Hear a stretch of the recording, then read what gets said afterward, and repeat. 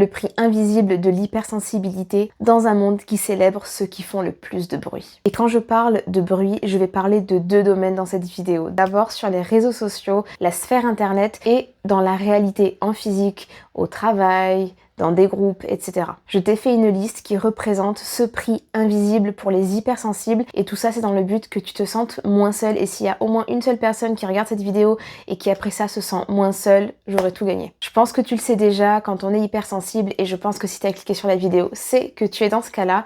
Quand on est hypersensible, on a tendance à être une personne assez introvertie généralement, bien évidemment c'est pas pour tout le monde, mais généralement on a une petite timidité, on préfère garder les choses pour soi, on réfléchit beaucoup, on observe beaucoup, on analyse, on ressent les choses de manière exacerbée, on a aussi une conscience plus large, j'ai l'impression, on est conscient des choses, on ressent énormément et on se protège énormément aussi. Premier point, et c'est le premier prix invisible de l'hypersensibilité dans notre société où le bruit prévaut sur tout le reste, c'est qu'on ne se sent pas à sa place. Alors je commence par les réseaux sociaux. C'est vrai que sur les réseaux sociaux, eh bien on le voit aussi, c'est le bruit qui prime, la performance qui prime, la visibilité qui prime, peu importe vraiment le fond. Généralement, on s'identifie pas trop à ce qu'on voit sur les réseaux sociaux. Encore une fois, tout dépend au compte auquel on est abonné, mais généralement, on s'identifie pas trop. On voit beaucoup de tendances, beaucoup de choses qui marchent, beaucoup de gens qui vont se mettre à danser juste pour avoir de la visibilité.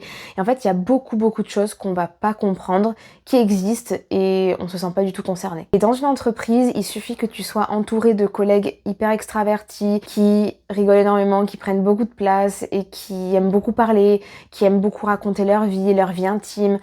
Tout ça va faire que rapidement, à côté de personnes qui sont très extraverties, qui font du bruit entre guillemets, ben tu vas pas vraiment te sentir à ta place. Deuxième point, c'est se sentir obligé de devoir performer. Alors là, par exemple, sur les réseaux sociaux, si tu as une entreprise, eh bien tu sais que les réseaux sociaux sont une bonne porte pour ça, sont une super bonne vitrine, et donc le but quand tu as une entreprise, bah, c'est d'avoir de la visibilité. Et le truc c'est que on va dépendre de l'algorithme. Donc si tu veux avoir une chance d'avoir de la visibilité, il va falloir que tu correspondes aux critères des algorithmes des différents réseaux sociaux. Donc tu dois correspondre à un barème, en gros. Et donc tu vas rapidement avoir cette sensation de devoir performer. Et si tu veux que ça marche pour toi, il va falloir que tu suives ce que font les autres. Utiliser des musiques tendances, faire les trends, etc., etc. Genre vraiment des trucs qui te ressemblent absolument pas, des trucs qui sont pas du tout naturels pour toi. Et si par exemple tu as envie de créer une communauté, de l'agrandir, vraiment de rassembler des gens autour de tes valeurs, autour de ce que t'aimes, etc., pas forcément pour une entreprise, ça peut vite devenir compliqué. Maintenant, dans le domaine du réel, en physique, dans la réalité, tu te rends compte qu'il va falloir que tu développes des qualités de communication pour être entouré, que ce soit au travail, en entreprise ou dans des groupes, dans des soirées, etc. Tu te rends compte que quand t'as pas ces qualités de communication, bah c'est compliqué et tu te retrouves souvent isolé. On va pas se mentir, quand on est hypersensible, on a tendance à beaucoup se protéger, on remarque beaucoup de choses, on ressent beaucoup de choses, on peut parler d'énergie ou peut-être parler d'autres choses, mais disons qu'on capte énormément de signaux. Et ça va beaucoup nous fatiguer, donc on va avoir tendance déjà de base à se mettre en retrait, à vouloir recharger notre batterie assez souvent. Et le truc c'est que généralement, on n'a pas les meilleures qualités oratoires. On n'est pas les plus doués pour s'exprimer, pour exprimer nos sentiments, juste pour partager. On n'aime pas généralement étaler toute notre vie.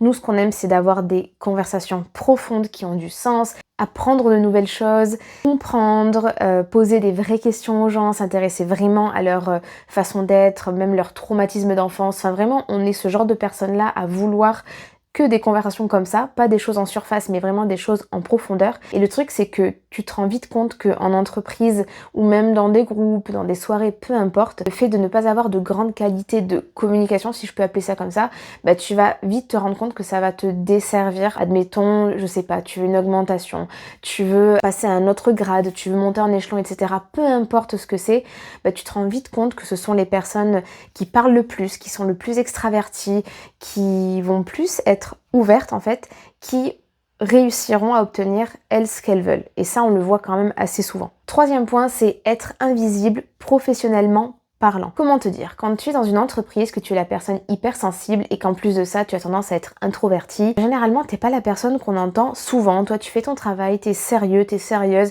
t'es dans ton coin, mais tu fais ton job. Le truc, c'est que automatiquement, quand tu ne parles pas beaucoup, que tu ne t'ouvres pas beaucoup, ben t'es invisible. Et les personnes qui font beaucoup de bruit, qui parlent beaucoup, qui vont beaucoup s'ouvrir, qui vont raconter leur vie, qui vont être un petit peu partout finalement, que tu vas beaucoup entendre, ben, ces personnes-là, elles seront très visibles auprès du patron, du boss, etc. Et justement, c'est ce que je disais juste avant, c'est que si ces personnes-là ont besoin de quelque chose et veulent juste évoluer, ben, j'ai l'impression qu'en fait, pour elles, ce sera beaucoup plus simple que pour nous, personnes très sensibles qui préfèrent juste rester à sa place, entre guillemets, et qui fait juste son travail calmement, discrètement. Prix invisible numéro 4, ne pas se sentir nourri, entre guillemets, intellectuellement parlant. Et là d'abord je vais parler des réseaux sociaux. C'est vrai que dans la grande masse des contenus des réseaux sociaux, et ben ce qu'on va regarder, ça va être beaucoup de contenu rapide, ça va être, comme je te disais, des tendances, ça va être beaucoup de choses finalement qui ne nous nourrissent pas. Dans la réalité, dans les groupes, les soirées, etc., ben nous en fait ce qu'on préfère, c'est les conversations profondes et pas en surface. Nous, ça nous intéresse pas de parler du beau temps ou de juste de critiquer ou de parler de la vie d'une personne ou de juste savoir que tu vas aller voir ta cousine ce week-end. En fait, nous, c'est vrai qu'on a besoin d'avoir des conversations profondes. Moi, j'adore pouvoir poser une question, sauf que je le fais pas parce que je sais jamais comment ça va être pris, de savoir si la personne elle a genre des traumatismes d'enfance, comment elle va vraiment, genre vraiment sincèrement. C'est pas genre ça va automatique, c'est vraiment le t'es sûr, ça va. Dis-moi vraiment, vraiment, vraiment si ça va. 5e point, ne pas comprendre le monde qui nous entoure. C'est autant dans le domaine des réseaux sociaux, de la sphère internet, que dans la réalité et en physique. En fait, il y a plein de choses que moi personnellement je ne comprends pas et je pense que tu vas peut-être me rejoindre là-dessus, mais il y a plein d'expressions qu'on va utiliser. Par exemple, des fois il y a des gens qui vont utiliser des expressions assez crues et il y a des mots qui peuvent pas me choquer, mais me marquer parce que je donne une valeur à tous les mots. Il y a vraiment quelque chose d'important et si j'utilise un certain mot, ce n'est pas pour rien et je sais pas si tu fais pareil, mais en tout cas, tous mes mots sont choisis. Je vais pas du tout les utiliser dans le vent comme ça. 6e point, c'est que nous, on a besoin de calme, on a besoin de douceur, on a besoin de lenteur, on a vraiment besoin d'espace déjà pour recharger nos batteries parce qu'en tant qu'hypersensible, personne très sensible, on se décharge énormément quand on est avec des gens notamment, etc. On a besoin de se retrouver un peu seul et de juste hop, se recharger et on préfère vraiment ça au bruit, aux soirées et à la surconsommation, consommation plus. On sait bien que on est dans une société où on nous pousse toujours plus à consommer des choses qui ne sont même pas bonnes pour notre santé, des choses qui nous donnent un brouillard mental constant, enfin vraiment rien qui soit vraiment bénéfique pour nous, mais la société va vraiment encourager tout ça et favoriser tout ça parce que il vaut mieux que ce soit dans ce sens que dans le sens contraire. 7e point, c'est se sentir incompétent, incompétente par rapport aux autres qui réussissent, par rapport aux autres qui font beaucoup de bruit, qui sont très extravertis, qui parlent beaucoup et qui réussissent. Comparé à nous, on a l'impression qu'on est juste incompétent et qu'on est moins bien, alors que pas du tout. Et je pense que ça, tu l'as vu plein de fois. Soyons honnêtes 2 secondes.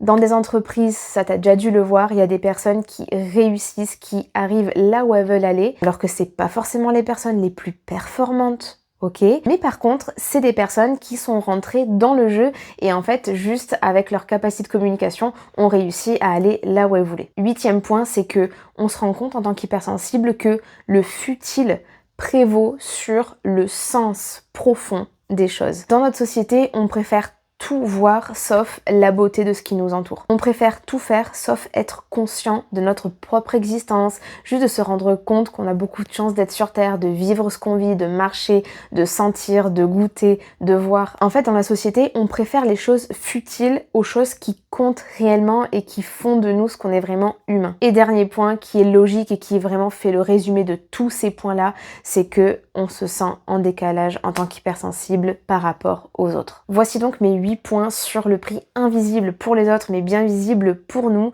dans ce monde qui favorise ceux qui font le plus de bruit. J'espère vraiment que cette vidéo aura pu t'aider à te sentir beaucoup moins seul avec tes propres pensées, avec ton hypersensibilité, avec ta grande sensibilité. Et comme d'habitude, si tu aimes tous les sujets autour de la santé mentale, l'acceptation de soi et que tu as besoin de te sentir moins seul avec toi-même et tes pensées, bienvenue sur ta chaîne, n'hésite pas à t'abonner. Et en attendant une nouvelle vidéo sur la chaîne, je te dis à très vite, prends bien soin de toi, bye bye.